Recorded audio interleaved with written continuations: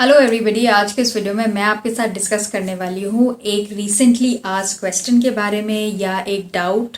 किसी फ्रेशर को ही हुआ होगा ये डाउट और मैंने सोचा क्यों ना इस पे एक वीडियो बनाया जाए, जस्ट बिकॉज मेरे बहुत सारे व्यूअर्स या आप कह लो maybe 90% of my viewers are freshers itself. ठीक है, तो सवाल उस पर्सन का ये था कि कुछ कुछ airlines let's say Indigo regularly या हर मंथ हायरिंग करते हैं, तो जो ओल्ड क्रू है या जो क्रू जिन्होंने ऑलरेडी ज्वाइन कर लिया है मे बी 6 मंथ्स या 1 ईयर के बाद क्या उनको निकाल दिया जाता है या क्या होता है उन लोगों के साथ। ऑफ कोर्स एक फ्रेशर को कैसे इस चीज़ के बारे में पता होगा, तो my answer on this question will help you understand how the system works और हाउ जो सीनियर क्रू हो जाते हैं या जिनकी जॉब लग जाती है 1 साल 2 साल 3 साल बाद उनके साथ क्या होता है।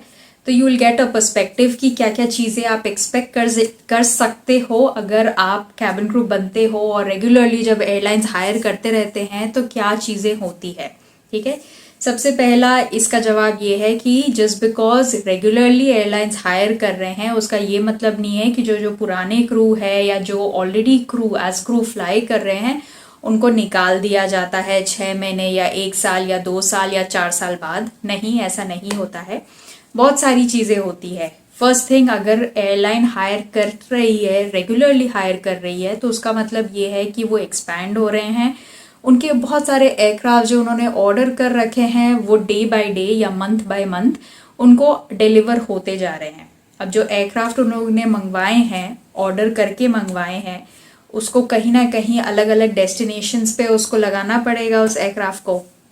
उसमें उनको क्रू की ज़रूरत होगी, तभी वो रेगुलरली हायरिंग कर रहे हैं बिकॉज उनको है डिमांड क्रू की, उनको है एयरक्राफ्ट की डिमांड, डेस्टिनेशंस की डिमांड और लोग ट्रैवल करना चाहते हैं।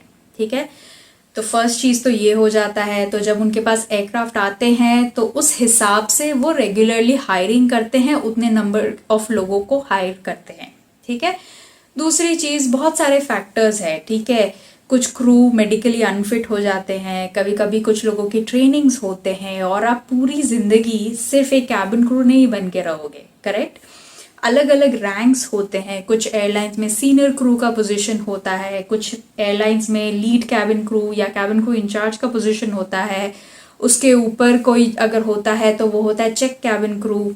फिर कुछ लोग ये पसंद करते हैं कि कुछ ईयर्स ऑफ फ्लाइंग एक्सपीरियंस के बाद वो ट्रेनर्स बन जाए।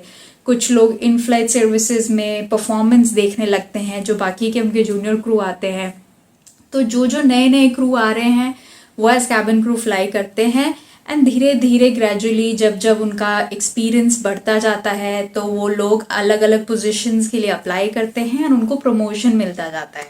ठीक है, कुछ लोग रिज़ाइन कर लेते हैं, कुछ लोग मेडिकली जैसे कि मैंने बोला अनफिट होते हैं, कुछ लोग मैटर्निटी लीव पे चले जाते हैं। तो अगर कुछ लोग मैटर्निटी पे चले गए हैं लेट्स से, तो उस टाइम पे कौन कवर करेगा?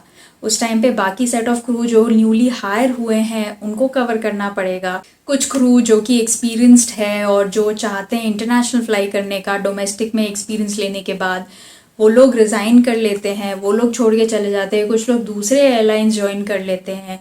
बहुत सारे ऐसे फैक्टर्स होते हैं। तो ऐसा नहीं है कि अगर कोई एयरलाइन रेगुलरली हायर कर रहा है, हर महीने हायर कर रहा है, तो जो बाकी क्रू है 1 साल 2 साल या 3 साल बाद उनको निकाल दिया जाएगा।